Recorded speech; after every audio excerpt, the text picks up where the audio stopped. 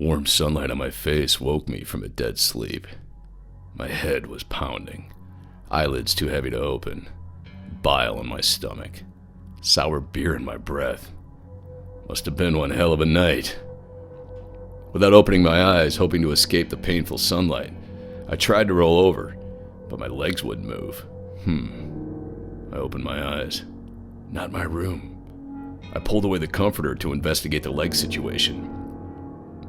My ankles were tied to the bottom of the bed with nylons. Glancing back, I noticed handcuffs hanging on the bedpost above me. Despite my headache, a grin formed. You dog. While I untied the nylons, I tried to remember. Nothing came. I hope she was hot. Of course she was hot. I had the best pickup strategy in the world. Could probably write a book about it. The baby daddy pickup move. Here's how to play it. Go into a place where young professional women come in after work for drinks. Dress sharp, like money's no object. Then sit at the bar by yourself with a children's clothing catalog like Crazy 8s or Gap for Kids. Here's the key detail. Seem a little frustrated as you thumb through it. Because while baby daddy is a loving dad and a provider, when it comes to picking out styles, well, he's just a little in over his head and could use some help. A woman's help. Works every time. Of course, I had no actual children. Heck, I didn't know the first thing about them. Didn't want to anytime soon either. Sure, I was pushing 30, but as far as picking up chicks, I had finally hit my prime, and I wasn't about to give it up. In high school, I might as well have kept the equipment under lock and key, because I wasn't getting anything. Late teens and early 20s weren't much better. You want to talk batting averages? I was swinging and missing more than a pitcher in the National League. But once I hit my late 20s, the game began to change. The younger women found a slightly older and seemingly successful man appealing. And the older women, well, they either knew what they wanted and went after it, or in some cases their clock was ticking so loud that anything with a pulse would do. So this was my one time to be in demand, a seller's market, prime cut grade A meat, 5-star accommodation. My time to shine, bitches. I liked it when someone called me a player, but truth was, I was just a dog finally having his day, nothing more. The lies I told were no worse than the lies I heard. Everyone was just trying to grab some companionship in a lonely world. I didn't want to hurt anyone, or maybe someday I'd settle down, but I'd waited a long time to be that dog, and now that I was, I intended to howl and prowl. As I finished untying the nylons, a heart-stopping sound froze me. A noise known to cause sheer terror in any dog in his prime. It came from a small speaker on the nightstand. For a moment, I was slow to figure out what it was. A baby monitor. And issuing forth from it was the unmistakable babble of a baby. Shit. Now free from the nylon bonds, I took in my surroundings. A neat bedroom. Everything in perfect order except scattered clothes. Some of them mine, some of them hers. My jockeys hung from the bedpost. I stepped into them along with the blue jeans I found on the floor. As I hopped my way to the little bathroom, then splashed water on my face and looked in the mirror. Wow, it really was one of those nights. I'd seen them before, where you wake up looking closer to 40, and as the day goes by, the years slowly click back until, with any luck, by happy hour you're about back to normal. Looking around for a towel, I found a matching pair hanging on the vanity doors. Mom and Dad. Yikes. Don't panic, kid. Probably just divorced. I avoided married chicks if possible. I wasn't that kind of dog. But lies are like assholes in a dog's world. No one likes them, but everyone uses them. I usually pretend to have kids, so maybe she pretended she wasn't married. The problem was everything about last night remained a complete mystery to me. Dry your hands and get out of town, kid. A dog don't stick around if he knows what's good for it.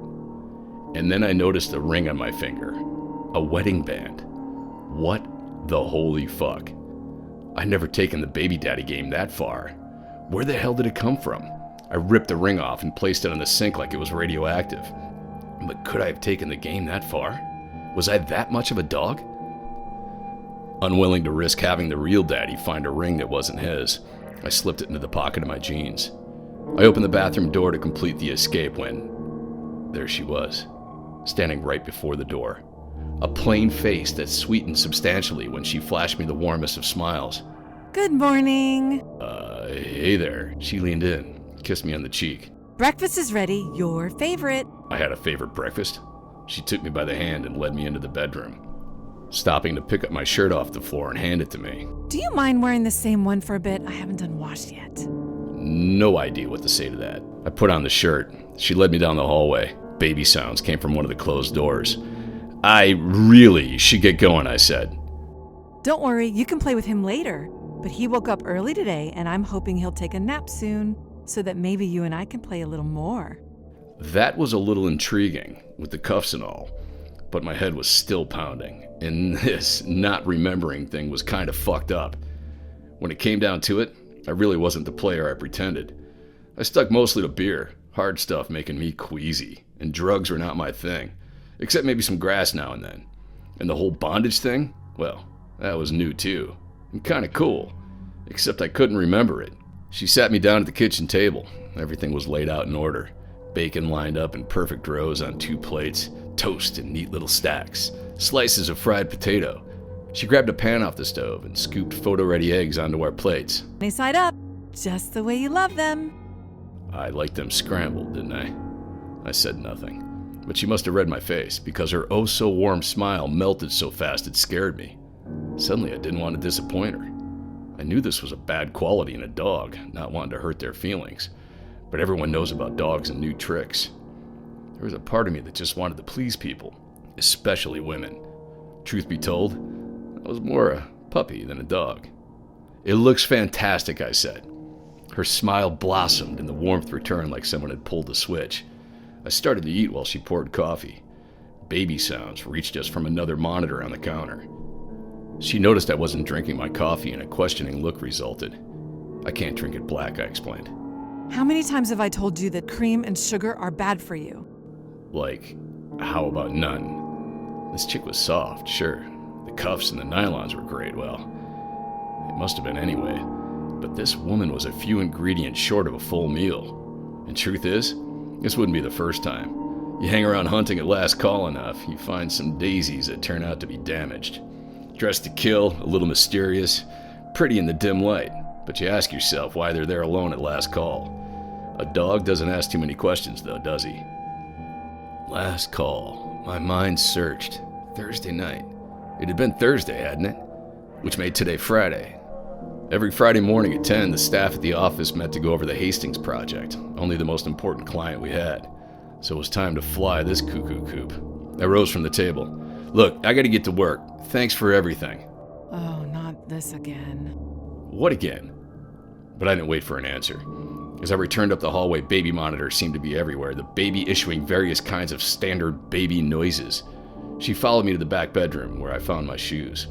Or I assumed they were my shoes, my size, but newer than I remembered. I sat on the edge of the bed and put them on. Listen to me, David. I want you to listen really close, because this has happened before. You don't remember me, do you? It's a little foggy, I admitted. That's okay. Don't panic. It will come back. It always does. You're mad. There was an accident, David. Little over a year ago, you got a rather severe concussion. And ever since, you've suffered from periodic amnesia. I stood up once my shoes were tied. Look, it's been a blast. Maybe we'll do it again, but I'm gonna be late. She followed me to the door. There is no job, David. Not since the accident. But don't you worry, the doctors promise these episodes won't last forever. And when you're up to going back to work, I'm sure any company will want you. I stopped near the door and fished my pockets. Where are my car keys? She noticed my hand. David, where's your ring? I took the ring from my pocket and placed it on a nearby mantel. I wasn't stealing it, I stammered. I just... Stealing? It's your wedding ring. Don't tell me you forgot. Just don't tell me that. That's the worst part of this. She plopped down on the sofa. An explosion of tears was imminent. I can deal with your not remembering what happened. I can deal with the fact that you can't work. But when you don't remember me, your own wife, when you don't remember us... If only I could remember last night. Hadn't I gone to the Tammany Club? It seemed so long ago. There had been a DJ. At one point, some young chicks danced on the bar, and numbers had been on my side, women outnumbering men 2-1. Oh, I like those odds. Even a dog likes good odds. but it seems so long ago.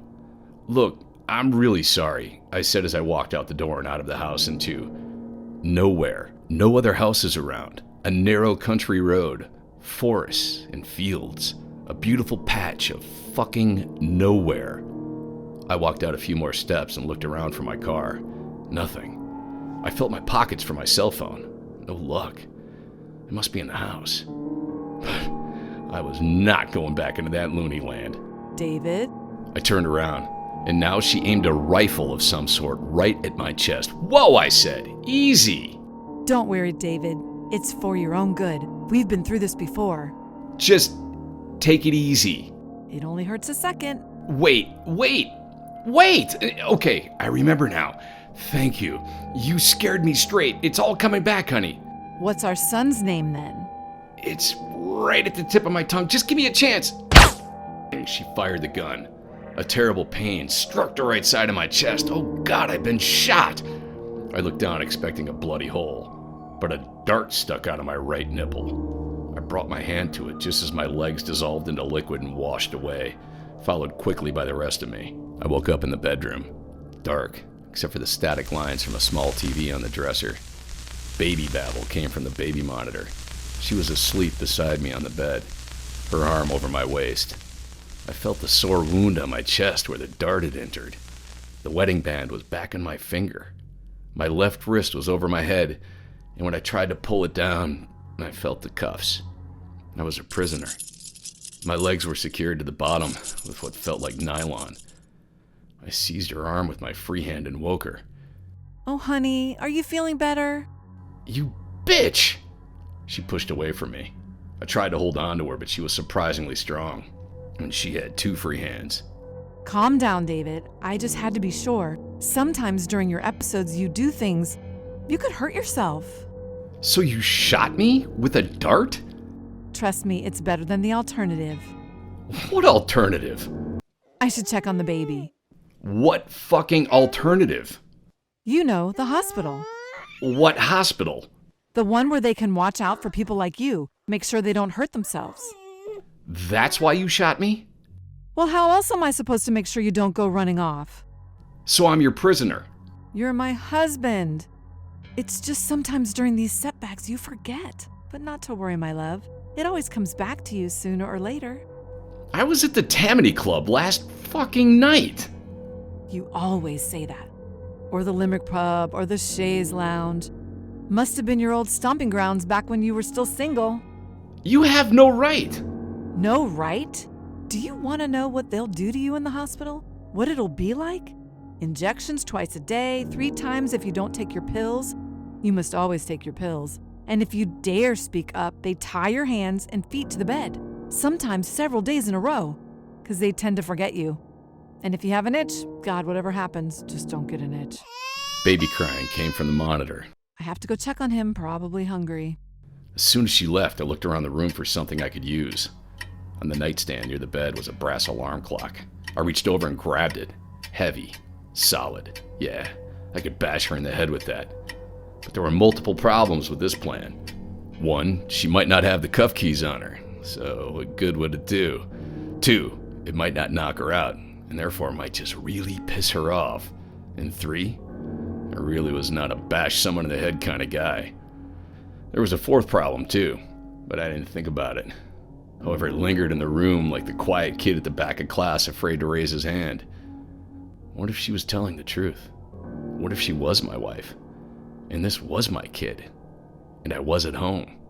When I heard her talking to the baby over the monitor, I took the clock and smashed it on the table. The face fell off and I took one of the clock arms and twisted it off. Used it to pry at the handcuff lock. I heard her comforting the baby over the monitor. There, that's better. Now I have to go check on Daddy. I pried away hurriedly at the lock. Come on. And to my shock, it clicked open. I quickly pulled my hand free and freed my ankles from the nylons, and then ran to the door and locked it, put the chair underneath the knob. While I was getting dressed, I heard steps in the hallway, and then she rattled the doorknob. David, please try to understand. Once I dressed, I went to the window and whipped open the curtain. Damn it! The window was barred. Christ! Good thing I wasn't a novelist or this psycho would have me slaving away over a typewriter by now. We've been through too much together. I don't even know your freaking name. That's why I'm doing this, don't you understand? I paced the room. The baby kept crying over the monitor. She must have been there at the Tammany Club. Maybe I'd made the moves on her. But more than likely, she had picked me out of the usual lineup of smooth players, fast talkers, and big spenders. Maybe she slipped something in my drink, helped me to her car, and then brought me home to live happily ever fucking after. The woman had bars on the windows. She must have been planning this for some time. Unless she was telling that... No fucking way. I looked down at my hand and examined my finger for a ring mark. Nothing. But I wasn't crazy, this psycho was. But then I saw it. So faint I almost couldn't make it out. But there it was. The ring mark. Holy mother, holy shit! Now listen to me, David. I have some chores to do outside. The chickens aren't going to feed themselves. You just got to get your mind right and we'll talk more over breakfast. I heard her leave. Watched her through the barred window as she waddled in wellies to a small barn. Think, man, think. All right, there could be a phone in here. Though she'd probably already thought of that. I took the chair out from under the doorknob and unlocked the door, but discovered it was locked from the other side. Shit! I searched the vanity and found a pair of scissors. Used the blades to pop the bottom hinge from the door. It wasn't easy. It took several minutes. Then I popped the top hinge and yanked the door until it pulled off. I made my way down the hallway. The plan was to find a phone quick and call for help, then look for her car keys and run like Seabiscuit. If I couldn't find the keys, I'd have to hoof it. And she was armed with a tranquilizer gun, plus who knows what else. Thus, the importance of the call. I found a wall phone in the kitchen, no dial tone. She probably depended on a cell phone like many people these days. And she probably had it on her. But it was worth a look.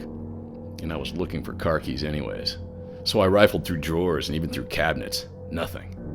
I returned to the hallway, checked the next room. Baby babble continued from speakers throughout the house. How could that ring mark be there on my finger? Could it really be my kid? My son? No way. No fucking way. I entered the sewing room. Various sewing projects in an incomplete state. I searched through drawers and shelves. Nothing. On the table, a plant of some sort grew under a sun lamp. Perhaps some rare Amazon jungle plant so the bitch could make dart poison. I left for the next room, the baby's room. That's where she would keep the keys and hopefully a phone. Probably where she spent most of the time. I should have gone there first. But could I face the baby? What if it looked like me? Could I still run away if it was indeed my son? But it was not. It just wasn't. Either I was crazy or she was, and who was the one with the dart gun and the handcuffs and the fucking bacon lined up just so? I pushed the door open. A catalog-perfect baby's room. Star Wars-themed wallpaper, hanging mobiles with fire trucks, stuffed animals. A regular baby paradise.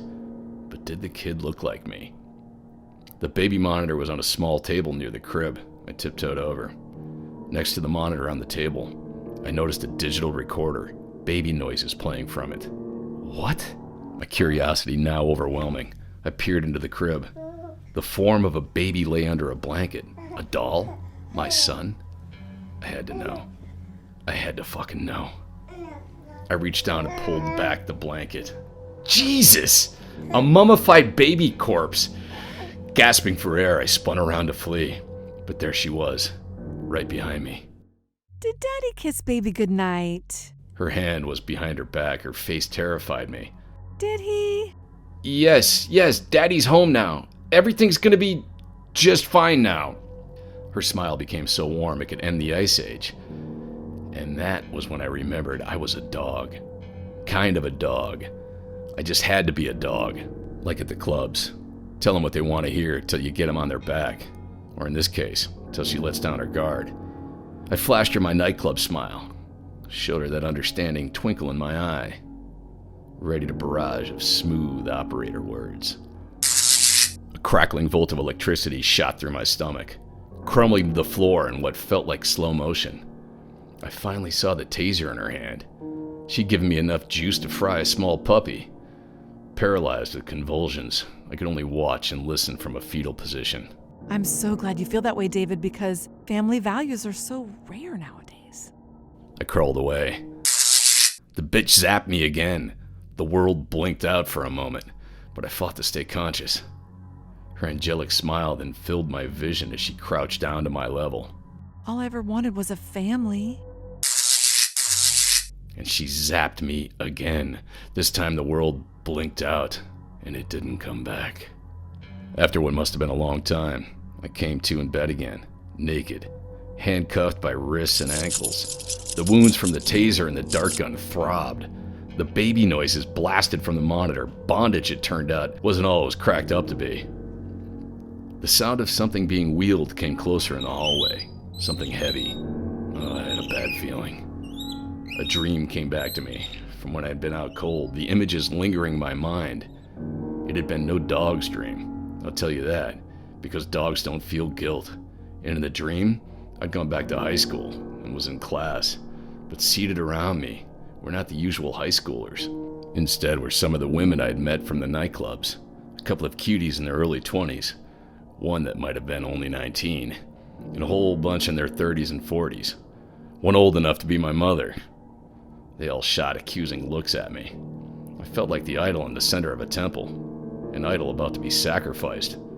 I was naked and exposed, no escaping their stares, no shrinking away from their judgment. I shook off the memory of the dream when the bedroom door swung open. With her warm, motherly smile, she pushed in a large iron tub on wheels. Oh, good, you're back. Confused thoughts raced through my mind. Clearly she was mad. The mummified infant and the tape-recorded baby noises? Being case closed on that. Did she actually think she could trick me into believing her? But one big piece of the puzzle I couldn't figure out. How did you get a ring mark on my finger, I asked. A sun lamp, of course, just a harmless little white lie.